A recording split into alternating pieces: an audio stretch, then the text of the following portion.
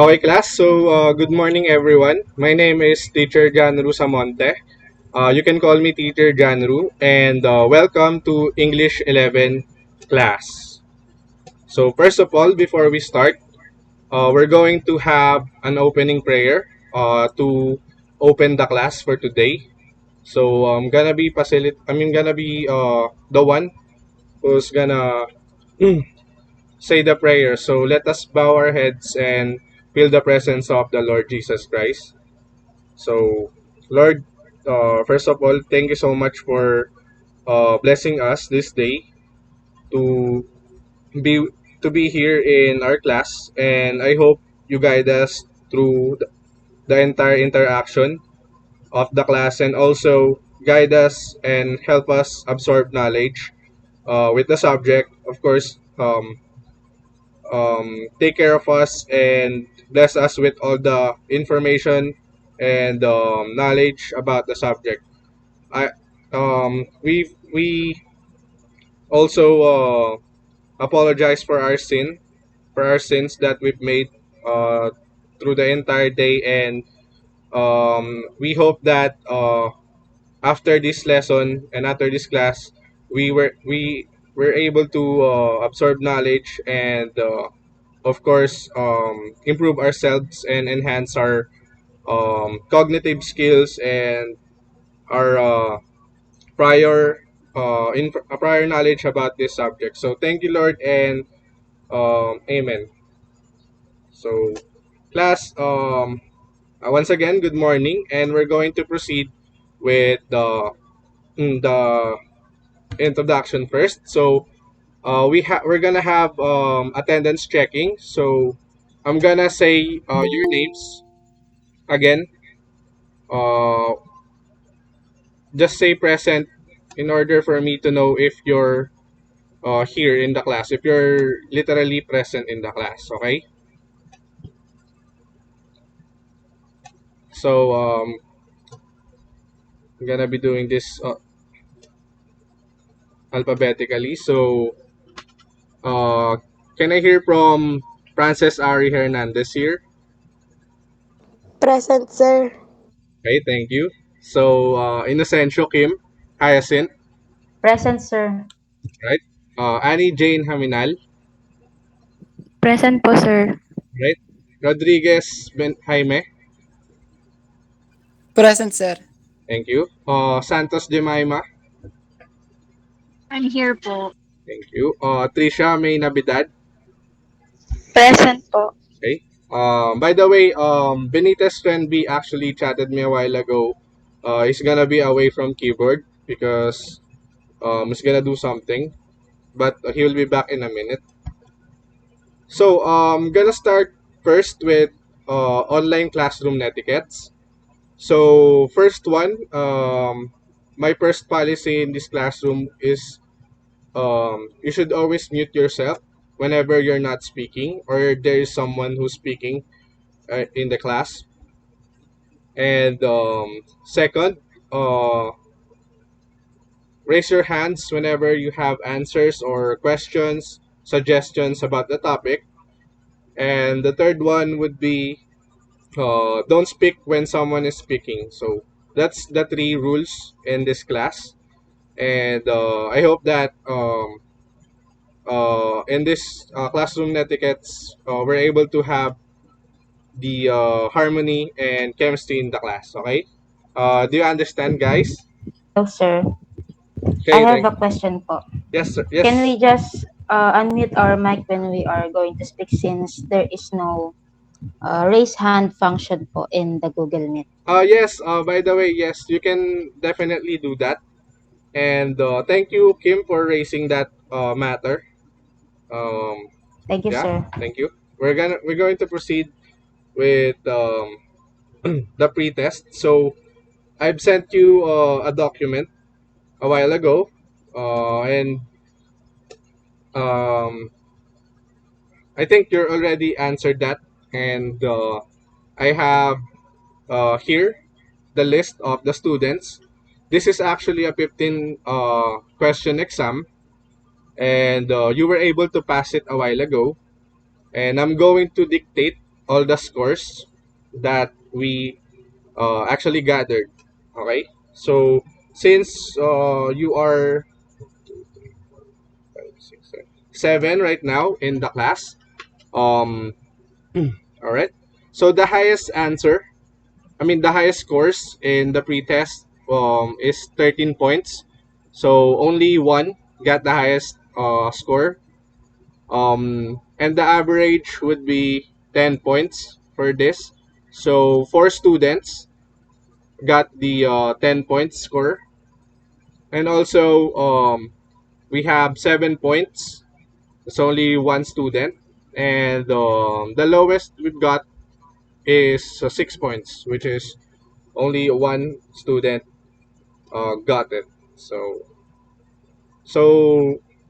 yes, we're going to tackle um, the 21st century literature. So we're gonna retell all this um, literature and contextual information about 21st century. Okay. So first of all, before we go and start, by the way, if you don't mind, it's okay to speak in vernacular and in your native language. So feel free and feel comfortable speaking in Tagalog or Filipino or Taglish. Okay. So for learning objectives, before we start the class, at the end of the lesson, the learners are expected to. Uh, can you please someone read the first learning objectives? Mina lang Me po. na lang, sir. All Sige right. po. Sure. Santos. Um, at the end of the lesson, the learners are expected to, number one, identify geographic, linguistic, and ethnic dimension of the Philippine literary history from pre-colonial to contemporary and representative texts from the regions. Okay. Thank you for that. And for the second one, can you please read it, Kim? Write a close analysis and critical interpretation of literary text. Okay. Thank you. And the third one, can someone please read it for the class? Ako na lang po. Okay, Frances. Show a sense of adaptability of the Philippine literary history. Okay. Thank you so much for that, um, Inocencio, Santos, and Hernandez for reading the learning objectives. So here are the objectives that we're going to um, have once we've tackled the discussion or the topic or the lesson proper. Okay, so you were able to you will be able to get all these learning objectives throughout the class. Okay, so for motivation, what's in? So you will answer the following questions in the worksheet provided, uploaded in the Google Classroom. You will answer the following questions in the worksheet provided. Actually, it's the typographical error.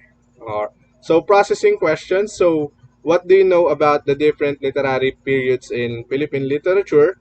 And what are the essential elements of the literary pieces under different periods of literature? So I will be sending you this one later on in the class, and you're gonna be answering it. Okay.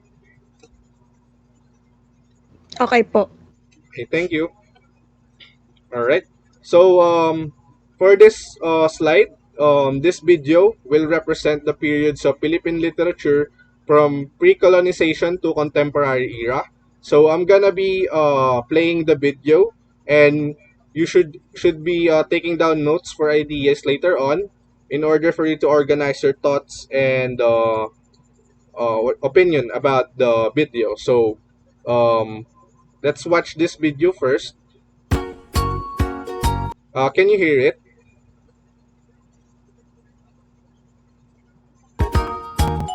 Are you able to hear the sounds from the video? No, sir. Hindi po. No? All right. So since it doesn't have any audio recordings, and the audio recordings is actually just background music. I'm gonna play it in order for you to watch the video, okay? Okay po. Okay, thank you. Let's start.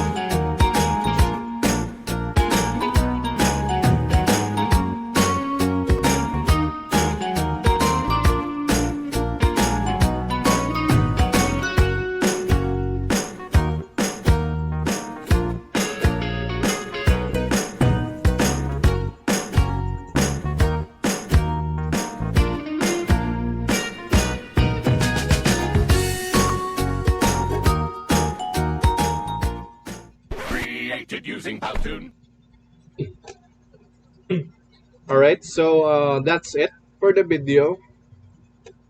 Okay,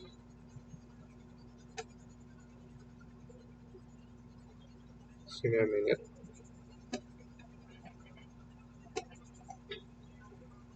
All right, so in the video, okay, since it represents the period of the Philippine literature and it is in broad form or general form, we're gonna talk about it uh, detail by detail. In the next slide, we're gonna be tackling about those periods of Philippine literature from pre-colonization to contemporary era. So, right. So the first one would be the pre-Spanish period. So, when we talk about pre-Spanish period, it means that before or bago pa magsimula or bago pa mapunta ang mga Espanyol dito sa ating lugar. So, let's talk about this period. So, pre-Spanish period is characterized by these qualities. All right. So the first one is chant or bulong. So bulong, this was used in witchcraft or enchantment, especially in remote places in the Visayas. Specifically, Antique, Siquijor, Antique, Leyte. Doon daw yung mga part na etong chant is prominent or etong witchcraft is very dominant. So sa lugar yun ng Visayas, matatagpuan. Second one, epics. So these are long narrative poems in which a series of heroic achievements or events, usually of a hero, are dealt with at length. So class, epics. Do you know any epics from Philippine literature? Sir, Biyag nilang sorry po. yes po. Same with Jemima po, biyag ni Lamang. All right, that's the best example. Thank you so much for answering, Haminal and Santos. Biyag Nilam ang is an example of Philippine epic. So these are long narrative poems. Mahaba siya and series. So may mga chapter siya about a story. Para siyang story ng mga what you call this? Mga nangyari sa buhay niya and scenic events. For example, yung poem na Iliad ni Homer. So it's a type of epic. Okay. Next one would be folk tales. So these are made up of stories about life, adventure, horror, and humor, where one can derive lessons. An example of this is The Moon and the Sun. So eto daw mga folk tales are made up of stories ng isang protagonist or bida. And ang mga genre na to is about life, love, or meron ba kayong alam na folk tales na, yeah, for example, like mga folk tales dito sa country natin, Philippines.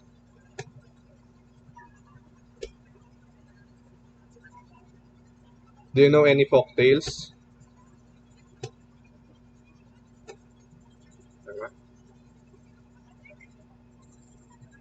Okay.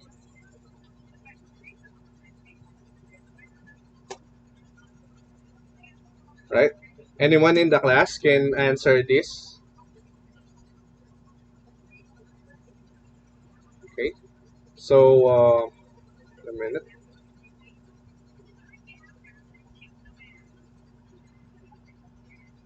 Or I'm gonna be giving examples, and if you have any idea about these folk tales, um, you can actually share your experience or suggestions about it. So,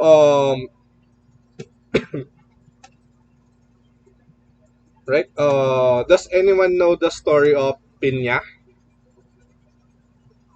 Yes, sir. A Legend of Pineapple po. Yes, that is a folk tale. Alright, so, okay. The Monkey and the Turtle, which is yung nagunahan sila. So, Tusong Machik. Alright, let's move on. Excuse me. Third one would be legends. So, these are genres of folklore that consist of a narrative featuring human actions, perceived or believed both by teller and listener to have taken place within human history. So, legends or alamat, okay? Base nga sa mga nabasa natin nung bata pa tayo, um, or dito tayo actually mayaman. So, sa mga legends or alamat. So, anyone may alam na alamat? Magbigay ng title. If Alamat ng Pinya. alamat ng As, pinya, as that's you have right. mentioned earlier, sir. That's right. Alamat ng Santol. Alamat ng santol. Yeah. Galing mo, Kim. Galing ng Meron din po Thank you, ata sir. alamat ng ampalaya. alamat ng ampalaya. Thank you, Jaime. That's actually, we have that. And we have that in our Philippine literature. Also, alamat ni Mantamad. Okay, thank you, Jem, for answering. So, those answers you've given me are the kind of examples for legends, right? Actually, the second type of literature is folk songs. So these are one of the oldest form of Philippine literature that emerged in the pre-Spanish period. So these songs mirrored the early forms of culture. Many of these have 12 syllables. Ito na yung mga example. Kundiman, kumintang o tagumpay, ang dalit o imno, ang oyayi o hele, Diana, Soliraning, and Talindao. So, yun ang mga example ng folk song. So, literally, it's a set or a compilation of um, emotions set inside a song, which is endemic in the Philippines, folk song. So, for the Spanish period, 1521 and 1871, can someone please the left side of the slide, please? Sir. Hey, Annie, go ahead. Spanish influencers on Philippine literature. The first Filipino alphabet, called Alibata, was replaced by the Roman alphabet. Also, the teaching of the Christian doctrine became the basis of religious practices. European legends and traditions brought here became assimilated in our songs, corridos, and moromoros. Alright. So, ang impluensya daw ng Spanish sa Philippine literature, which is sobrang laki, dahil nga 333 years tayo sinakop ng Espanyol, ng mga Espanyol. So, meron talaga tayong established na form of writing. Okay? So, ito nga daw ang tinatawag na alibata. So, pinalitan ito ng Roman alphabet after tayo sakupin ng mga Espanyol. So, also, the teaching of Christian doctrine became the basis of the religious practices. That's why, until now, sobrang dominant ng, kung hindi man dominant, since wala naman tayong numbered basis for this year, pinakamalaking populasyon sa ating bansa, ang Christianity. So, maraming tao ang under or their religion are under Christian doctrine. So, the second one, can someone read it for me? Sir, Or for the class, rather. Go ahead, Rodriguez. folk songs. It manifests the artistic feelings of the Filipinos and shows their innate appreciation for and love of beauty. The examples are Leron Leron Sinta, Pamulinawen, Dadansoy, Sarong Bangi, Bangi, Mhm, ang atin and atin kupong singsing. mhm. So, these are example of folk songs. So, yung mga folk song sa atin, di ba, kanya-kanya naman tayo. Kumbaga, region by region. Like for example, sa Tagalog, Leron-Leron Sinta, um, Sarumbanggi, which is from Bicol, and any other folk songs is or differ from region by region. So the next one, right? So recreational plays. There were many recreational plays performed by Filipinos during the Spanish time. Almost all of them were in a poetic form such as senakulo, panunuluyan, salubong, embayoka, lagaylay, and sarsuela. So, best example for recreational plays, ang tinatawag natin, or palagi every Semana Santa or Holy Week is Sinakulo. So, Sinakulo is basically a reenactment of the station of the life of Jesus Christ rather, or Cenaculo is a play wherein may every station, kada lugar, and every station merong specific play sa buhay ni Hesus Kristo na or life event niya every station, and reenact yun or piniplay or ina-act ng mga actors. So that is an example of recreational play. All right. So the next period of Philippine literature is period of Enlightenment, which is 1872 from 1872 to 1898. So I'm gonna read this one. In the 19th century, Filipino intellectuals educated in Europe called Ilustrados began to write about the hitch of colonization. So the propaganda movement, 1872, 1896, this movement was spearheaded mostly by intellectual middle class like Jose Rizal, Marcelo del Pilar, Graciano Lopezina, Antonio Luna, Mariano Ponce, Jose Maria Panganiban, and Pedro Paterno. So these people are called ilustrados or ang mga nakapag-aral sa Europa. So nagbuo sila ng isang propaganda movement na actually naging mitya or naging mitya para pumasok tayo dito sa period of enlightenment. So anyone who can answer what is the propaganda movement that was established during this period or era? Anyone? Okay. Is it La Solarid, La Solarid, La Solaridad po, sir? Yes, who's Is that? that Is it that po? Kim? Yes, sir. Yes, actually, Kim, you are correct. So, very good for that one. La Solidaridad is the propaganda movement that was established on this period of enlightenment. So, I'm gonna give you examples for this one. So, some of Rizal's writing, Noli me tangere el filibusterismo, mi último adiós sobre la indolencia de los Filipinos and Filipinas dentro de 100 años, um, is actually made in period of enlightenment. So some of Del Pilar's writing also like Pag-ibig sa tinubuang lupa or Love of Country, Kaingat kayo, Be careful, and Dasalan at Toksohan, Prayers and Jokes are made in this era also. And the last one, some of Haina's writing or Lopez Haina, ang Fray Botod, La Hija del Fraile, which means the child of the friar. Sa mga Filipino and everything is hambog or everything is mere show.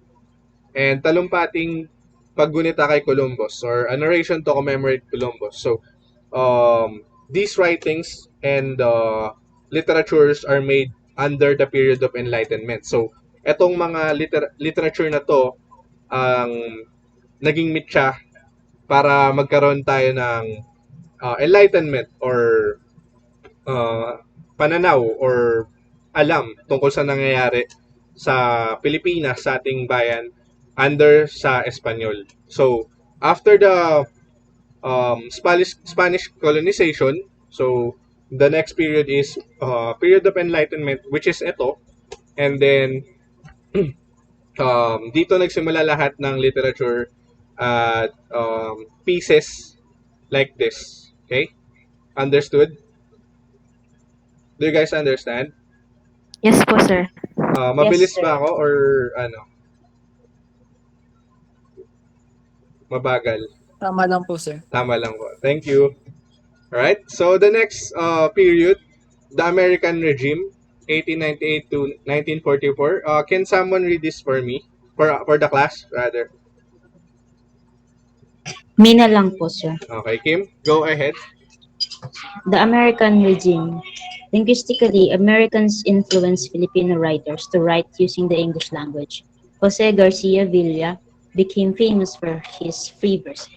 Characteristics of literature during his period. The languages used in writing were Spanish and Tagalog, and the dialects of the different regions. But the writers in Tagalog continued in their lamentations on the conditions of the country and their attempts to arouse love for one's native tongue. And the writers in English imitated the themes and methods of the Americans. Alright, thank you so much, Kim, for reading. So, sabi daw dito, yung characteristics ng literature natin sa American period is mainly para siyang bilanguage. So, bilingual rather. So, Spanish and Tagalog since kakagaling lang natin sa Spanish colonization and our native language would be Filipino so that may hati pa pagdating sa language na ginagamit sa pagsusulat ng mga literature. So, yung mga dialects din sa iba't ibang region nakakontribute for that. Pero daw, ang sabi dito is, ang mga writers in Tagalog, patuloy pa rin sila nagsusulat about sa condition and sa mga nangyayari sa bayan. And for this one daw, during this American regime, ginagamit natin or ginagamit ng mga writers before ang themes and method or style or technique ng mga American literature at ina-apply natin sila sa Philippine literature. Okay? Alright. So, the Japanese period, 1941 to 1945. Can you please read it, Jaime? The Japanese period. Philippine literature was interrupted in its development when another foreign country, Japan, conquered the Philippines between 1941 to 1945. Philippine literature in English came to a halt. This led to all newspapers not to be circulated in the community except for Tribune and Philippine Review. Alright. Thank you so much, Jaime, for reading. So, during the Japanese period, Japanese period, the Philippine literature was interrupted. So, basically, pinatigil ng mga Hapon ang paggawa or pagsusulat ng mga writer or author noong panahon nila. Sapagkat something is based sa nagdaang panahon during Spanish colonization, isa ito sa pinakamalakas na way or method um, to push the Filipinos para paghimagsik. So, hindi lang siya basta pagsusulat, it's all about the emotions and love for the country. So, lahat ng or lahat ng mga para tayong pinatahimik. So, lahat ng mga writers ay pinatigil sa pagsusulat since they are going to have like um, a literature revisionism. Okay? Filipino poetry during this period, the common theme or most of poems during the Japanese occupation was nationalism, country, love, and the life in the barrios, faith, religion, and the arts. So it is mostly consist with these kind of themes. So since sobrang nayurakan ang bayan natin noong mga panahon na yan, and during the war which is World War II, tayo ay sobrang nabugbog financially, what you call this, architecturally, nas- nationally, actually. So, three types of poems emerged during this period is haiku, a poem that is free verse that the Japanese like. It was made up of 17 syllables, so divided into three lines. And B, tanaga, like the haiku, is short, but it has a measure of rhyme. And C, karaniwang anyo, or usual form. So this example of poems are influenced by the Japanese environment. Okay. So since under tayo ng Japanese regime for 3 years. All right. The next one is Philippine literature in English. So the year is 1941 to 1945.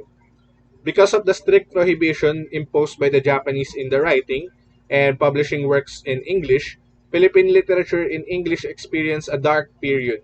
A dark period for first 20 years. Many books were published both in Filipino and in English. In the new Filipino literature, Philippine literature in Tagalog was revived during this period. Most themes in the writing dealt with Japanese brutalities, the poverty of life under the Japanese government, and the brave guerrilla exploits. So, since pinatigil nga ng mga Hapon ang pagsusulat ang literature natin, ang pagsusulat natin, um, which is in English or Taglish, dito na-revive or dito nagkaroon ulit ng lukso ang ating Philippine literature or ang sarili nating literatura. So, yung mga purista o yung mga author na sumusulat gamit ang ating native language are very dominant this years. So, very prominent sila sa pagsusulat. And hindi naman nawala gaano ang literature in English this time or during this time. But it is mainly prohibited. So, siguro may mga sanction or punishment if nahuli kayo or if mahuli sila na nagsusulat during this period. Alright, so next era is Rebirth of Freedom, 1946 to 1970. Can someone read it for me, for the class?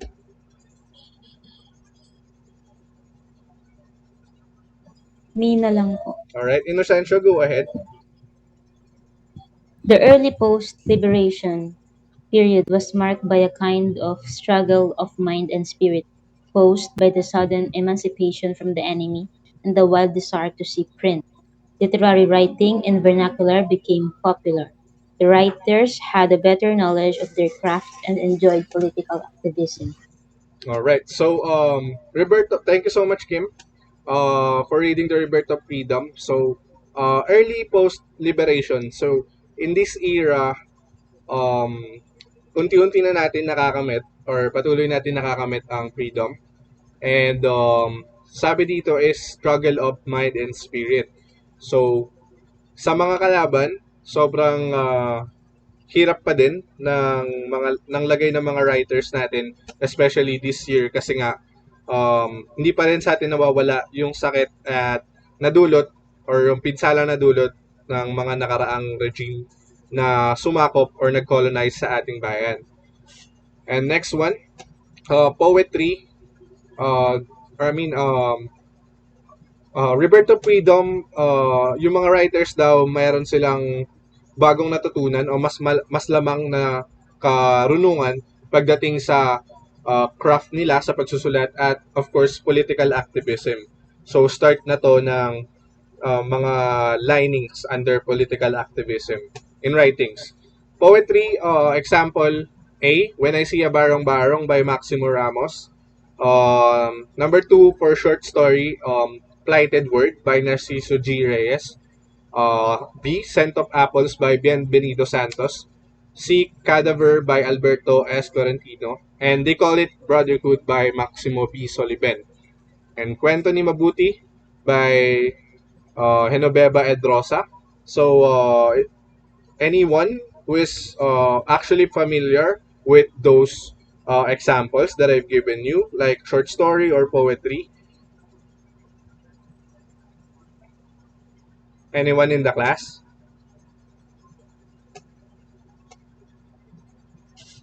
Right, Kim? I'm gonna be Sir. mhm. Hello, sir. I'm familiar with Kwento ni Mabuti by Genevieve Edrosa po. All right. Can you give us a brief example for or brief summary for Kwento ni Mabuti? Okay, sir. Okay. So, Kwento ni Mabuti involves a public teacher and what and a student who Okay. is named as Fe, and Fe is the primary uh primary the one who was actually observing her teacher during the class. And one time, they both what they call that they both cried in the corner of the library. And that time they tell told the teacher told the story of herself Mhm. about her son and about her husband. And the story all boils down to one idea, and that is the struggle of the public teacher, as not just as a teacher but as a parent with a child. And I think the teacher is separated, you know, by Yes. her husband. And in the end, the focus is on the perspective of Fe, that thought that this teacher believes to be hiding the truth about her life, and seemed to show the the attribute, I mean the All right. hide. Yeah, yes, Thank you sir. so much, Kim, for your answers. I commend you for the concise summary for your for Kwento ni Mabuti. Very good for that. Okay, let's move ahead for the next period, which is period of activism. So 1970 to 1972. According to Ponciano Pineda, youth activism in 1970 and 1972 was due to domestic and worldwide causes. Because of the ills of society, the youth moved to seek reforms. The literary revolution, the youth became vocal with their sentiments. They demanded a change in the government. It was manifested in the bloody demonstrations and the sidewalk expressions and also in literature. So during this period of activism, um, dito na nagsimula ang mga kabataan, especially kabataan, na mag-seek ng reforms or they want changes in particularly government and how they handle or manage the country. Um, and then yung ignition nila sa puso nila about activism, idinadaan din nila sa literature. So so dito mas marami or mas malakas ang mga themes or genre ng activism when it comes to literature. Okay? So the next period is the period of New Society. So 1972 and 1980. So the period of New Society started on September 21, 1972.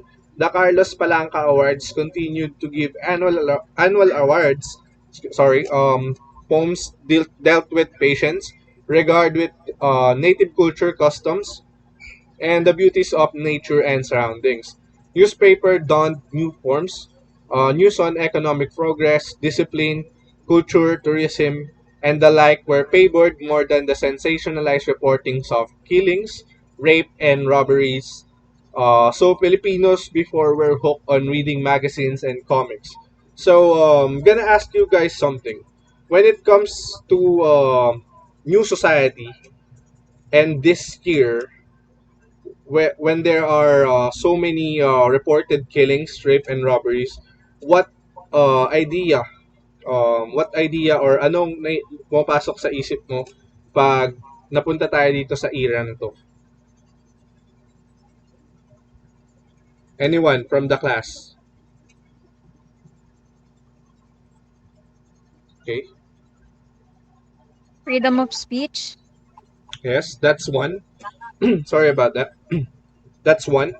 So okay, when we say new society or bagong lipunan, it is actually very well known for the government or for the government that was formed in this year.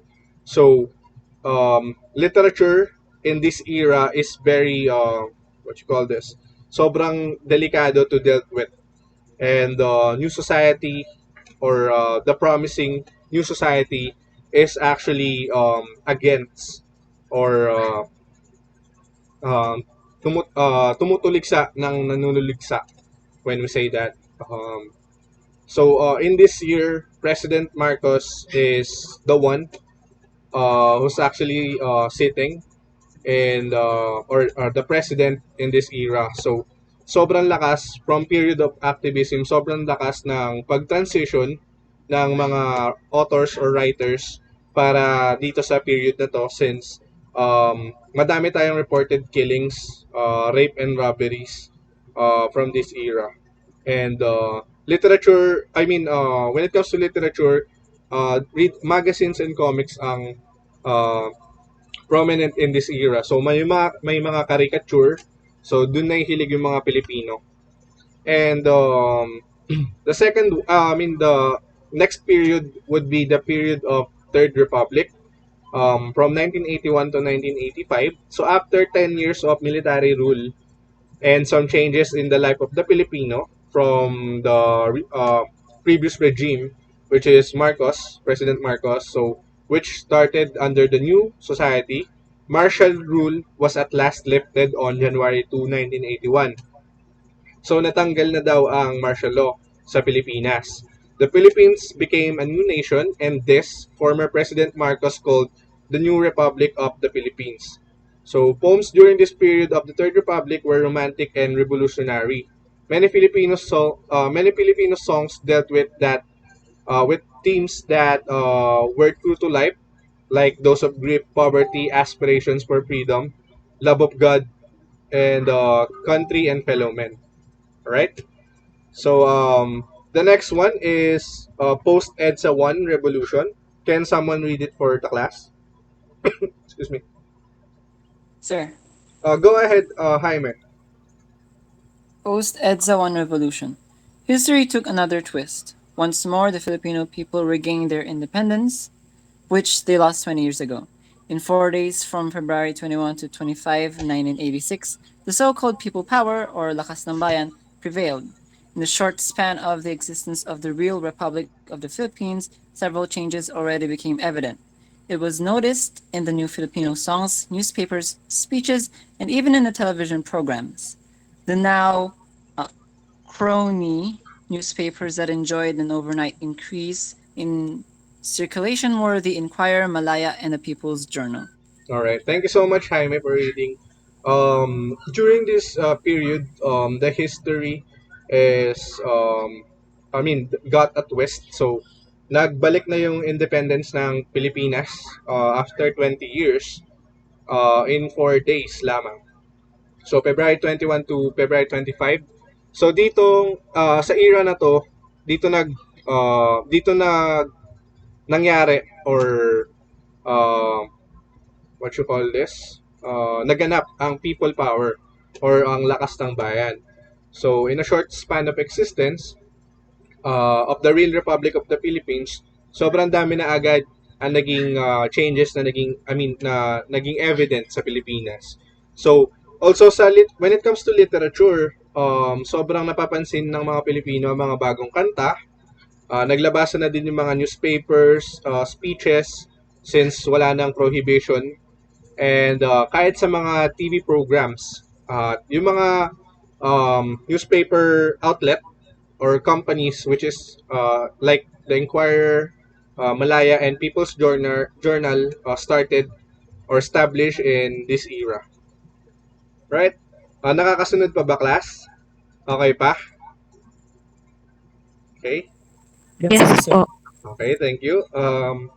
Okay, so nandito na tayo ngayon sa 21st century period. So the new trends have been used and introduced to meet the needs and taste of the new generation. So 21st century learners are demanded to be information and communication technology or ICT inclined to compete with the style and format of writing as well. New codes or lingos are used to add flavor in literary pieces produced nowadays. So guys, class, when we say 21st century period, ano ba yung pumapasok sa isip natin? Ano ba yung mga bagay na inihahambing or nire-relate natin sa literature pagdating sa 21st century? May idea ba kayo dun? Anyone who can share in the class? Yes, sir. Yes, Kim. The use of uh, advanced technology like computers to share to share literary pieces worldwide or across the country, and Mm-hmm. it yes, sir. Yes, Kim. Thank you so much for that. Tama ang sagot mo, Kim. So, 21st century period is the period for information and communication technology. So, this is the period of knowledge when it comes to technology. So, base nga sa sinabi mo, gumagamit tayo ng mga technology or mga, like for example, gadgets or apps, application tools, internet, kahit anong website na pwedeng paggamitan, pagsulatan, paggawan ng mga literatura na inilalathala or pinapublish sa kahit anong platforms. Mapa physical copy, mapa PDF file, lahat yan is under 21st century period. Thank you. So, for that one, I think we have finished the lesson proper. Okay.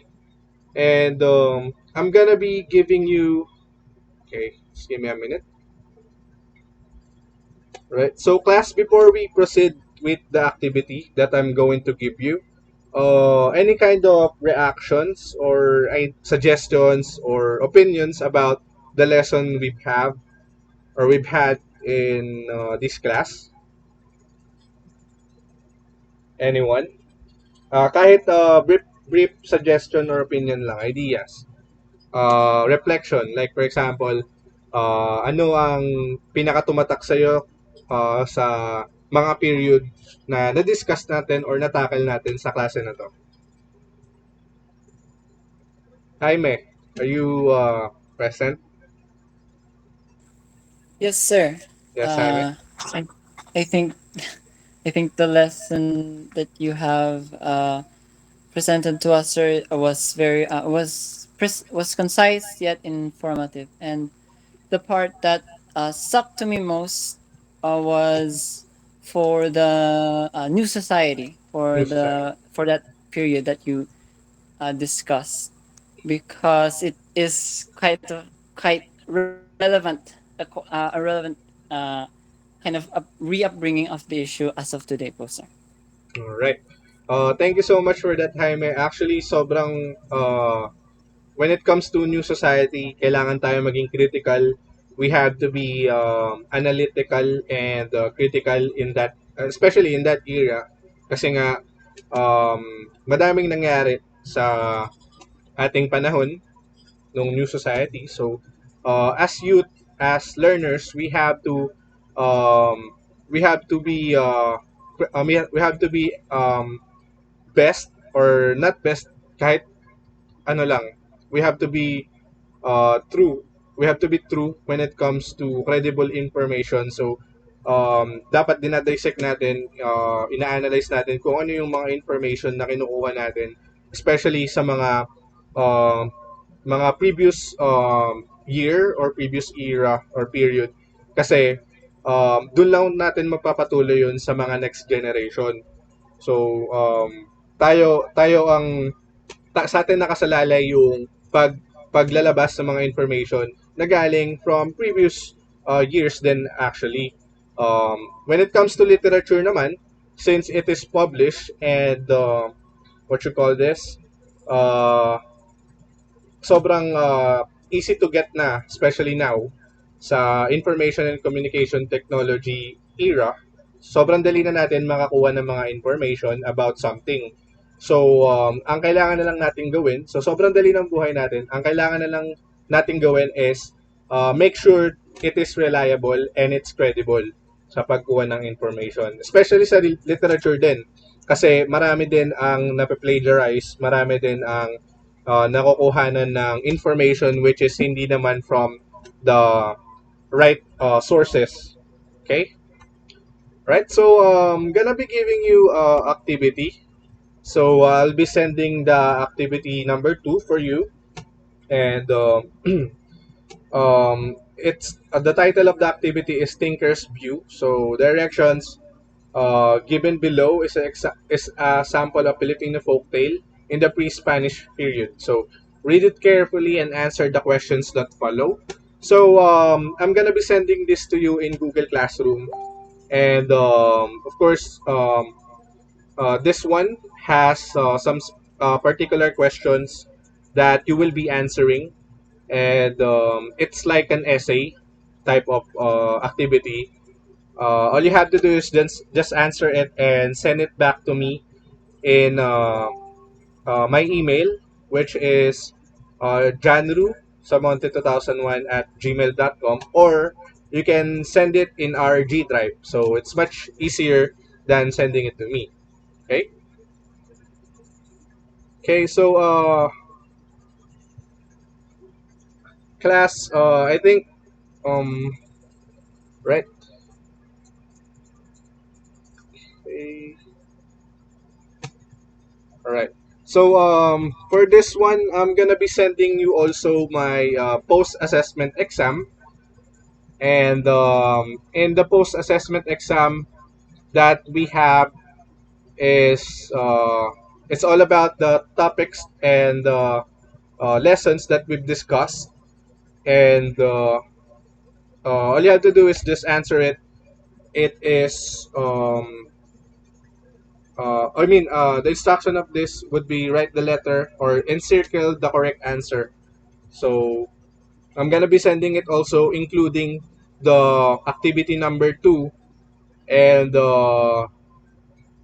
yes, there we have it. So uh, we're gonna be closing for a closing prayer, right?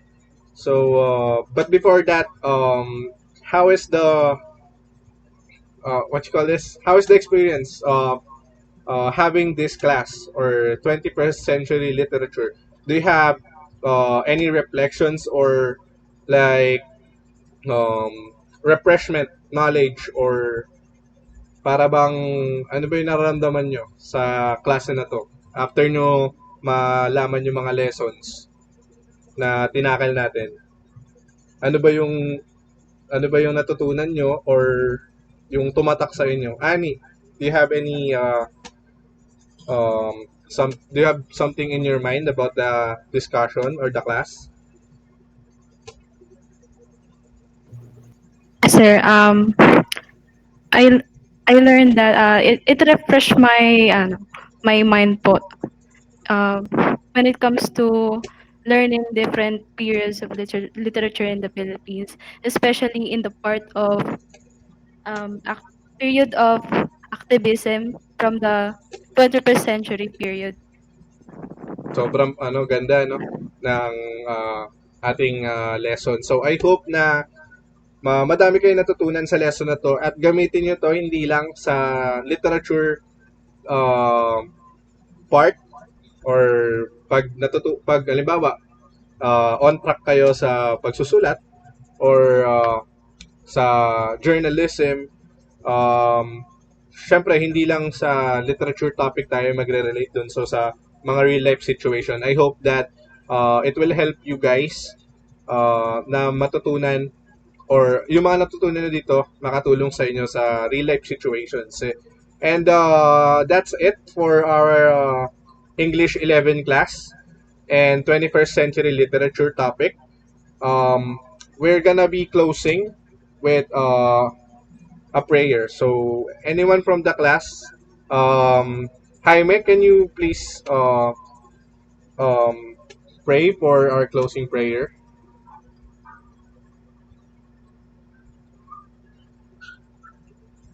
Jaime, I think you're having difficulties with internet. How about you, Kim? Can you please?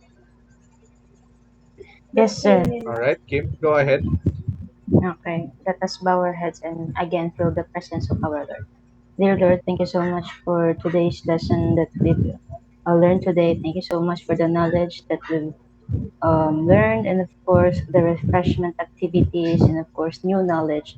Thank you so much for touching our hearts about the previous literature in the Philippines. Thank you so much, Lord. Guide us always and help us to learn more. We live this, Lord, in the name of Jesus Christ. Amen. All right. So, guys, once again, thank you so much for attending the class. And I am so grateful to have you guys in my class. I hope nagka-intindihan tayo pagdating sa mga gusto nating ipahiwatig sa mga sagot. And guys, mag-ingat kayo sa pag-uwi. And yun, nag-dinner na ba lahat? Magdi-dinner pa lang, sir. Magdi-dinner pa lang. So, yun, I hope na mabusog din kayo and nabusog din kayo sa ating discussion.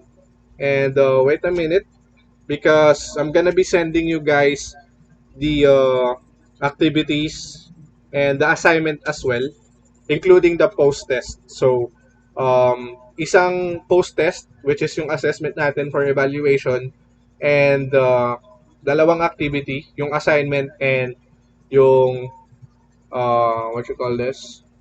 Etong activity number 2, which is yung thinker's view. So, wait a minute, guys. Right. So, for the assignment that I be assigning to you, okay? So, madali lang naman siya. Um, so, it's the activity 1.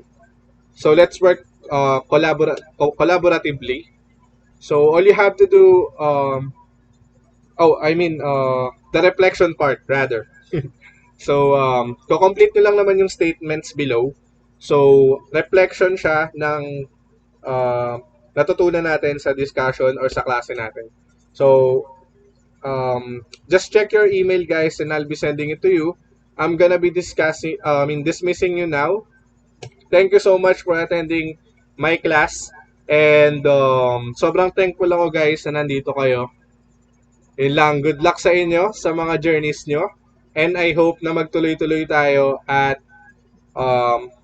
marami pa tayong matutunan sa klase. Thank you so much. Bye, Thank you sir. so much Thank po, you so sir. much Thank po. you Bye-bye, God guys. bless po. everyone.